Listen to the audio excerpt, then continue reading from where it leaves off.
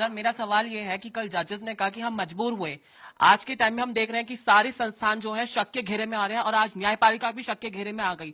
तो कैसे लोग विश्वास करें सभी संस्थानों पर कि वो सही चल रहे हैं, जब खुद जजेस ही न्याय मांग रहे हैं कि हमें न्याय चाहिए। तो हम उसमें गवर्नमेंट को और कानून मंत्री को कुछ जरूर बोलना चाहिए।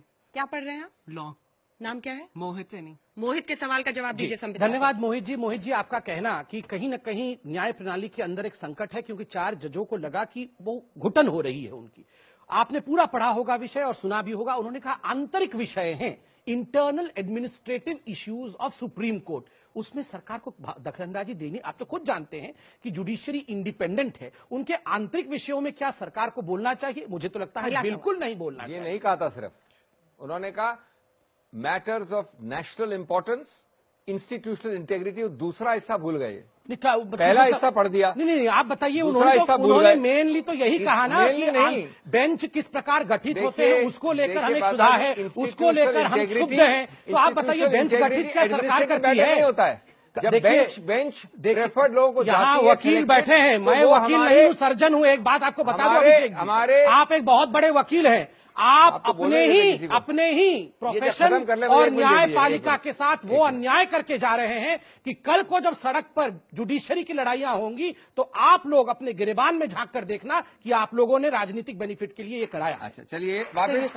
देखिए, लेक्चर और सरमन तो मैंने बहुत सुन लिए। अब असली बात यह है कि रीढ़ की हड्डी हमारे संविधान की क्या है? रीढ़ की हड्डी है स्वतंत्र न्यायपालिका, लोकतंत्र। अगर उस मुद्दे पे कोई भी चीज होती है जो उसको खतरे में डालती है, वो प्रश्न उठाया गया इस चिट्ठी में।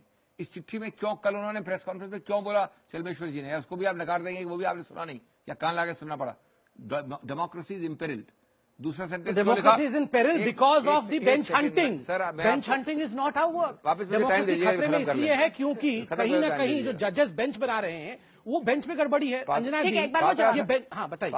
आपकी घबराहट और एक सेकंड, आपकी घबराहट बिल्कुल नहीं हुए साहब। मुस्कुराकर चाय पी मुझे घबराहट और बौखलाहट लगती है, घबराहट और बौखलाहट लगती है। ऐसा है, दो फ्रेज इन्होंने भूल गए। इन्होंने एडमिनिस्ट्रेटिव तो पढ़ दिया, आपको एडमिनिस्ट्रेटिव तो पढ़ दिया, ये नहीं पढ़ा matters of national significance, selective preferred benches, institutional integrity. तो ये बताइए, ये क्या करारनामों की बात हो रही थी या पिकनिक की बात हो रही थी या जो ऐसे मुद्दों की बात हो रही थी जिसमें कि संबंध सरकार का है?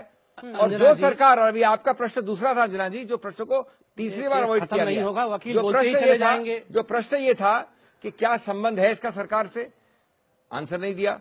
अगर संबंध है, जो मैं कह रहा हूं है, तो क्या आपकी इतनी मुखर प्रखर सरकार, ऐसा प्रधानमंत्री जो हर चीज में जुमले बना सकता है, मंत्री महोदय जो सब चीज में बोलते हैं, इस पे आप बुझाना पड़ेगा। कानून मंत्री कोई नहीं बोलेगा इसमें, कोई नहीं बोलेगा इसमें, कोई नहीं बोलेगा इसमें। जुमला ही बोल दीजिए, जुमला ही बोल दीजिए। हाँ, अब चलिए, उत्तर नहीं दीजिए, अंजना जी का उत्तर नहीं दीजिए, लेकिन जुमला जरूर बोल दीजिए। देखिए, इन्होंने कहा कि कल जो हुआ उसमें प्रधानमंत्री अच्छा बोलते हैं, उनको बोलना चाहिए। मैं आपको बोलता हूं, कल राहुल गांधी जी ने 5-7 मिनट का प्रेस कॉन्फ्रेंस किया। प्रधानमंत्री बोलते तो 20 मिनट का प्रेस कॉन्फ्रेंस करके कहते देखिए जुडिशरी में इंटरफियर कर रहे हैं प्रधानमंत्री। देखिए, इस प्रकार की राजनीति चलने वाली नहीं है, जजों के आपस का विषय है। मैं नहीं मानता कोई जज भारतवर्ष में करप्ट है, और मैं ये खुल के कहता हूं कि there is nothing called as preferred bench. आप इसी, हाँ, यहाँ लॉ के स्टूडेंट बैठे हैं, मैं अगर कहूं कि फलाना जज करप्ट है, फलाना जज अच्छा है, ये 4 लोग करप्ट हैं, ये 4 लोग अच्छे हैं, क्या ये शोभा देता है हिंदुस्तान? मैं कौन हूं जजेस के विषय में कमेंट करने वाला? जजेस के विषय में जो विषय होगा, जजेस उसे खुद देखेंगे और उसमें अगर कुछ ठीक करने की आवश्यकता है, सेल्फ करेक्टिंग मेजर कॉन्स्टिट्यूशन ने जजेस और जुडिशियरी को दिया है। इसलिए हाथ जोड़ के निवेदन, अंजना जी, इस सड़क पर जजेस को लेकर मत आइए, मत आइए, मत आइए।